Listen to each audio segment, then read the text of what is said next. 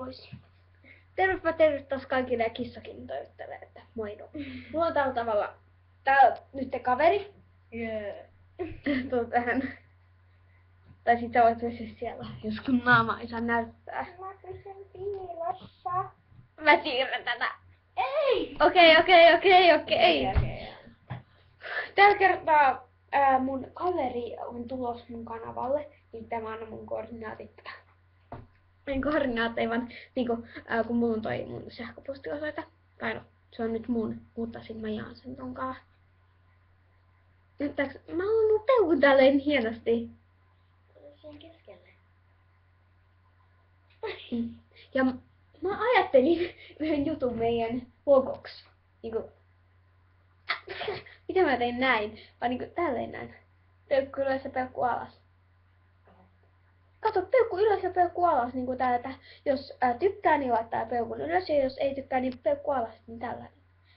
Tämä voi sit piirtää Paintilla siihen, mutta mä oon myös piirtänyt ton nykyisen logon. Jotenka, se on siis tuossa mun kanavalle joihinkin videoon. Mä opetan sitä, just sen nyt kun se on meillä, niin mä opetan sitä tekemään, lataamaan tämmösiä facecam-videoita. Ja sitten kun mä opin lataamaan noita pelivideoita, niin niitä sitten lataan sinne. Et silleen joo.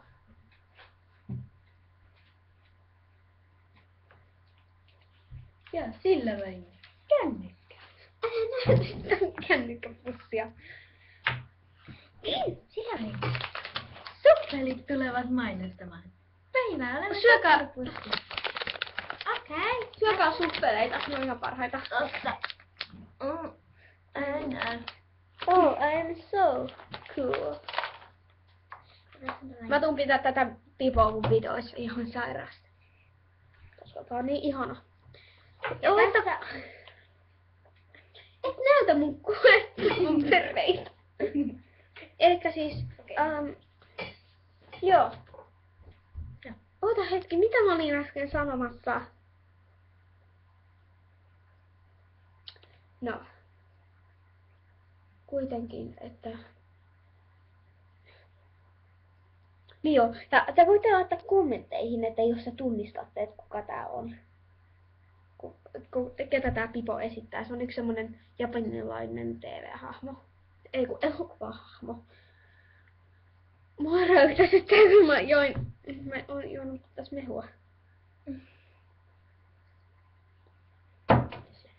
No, tässä oli tämmönen tiedostussia, eli siis moi moi ja ensi kertaan.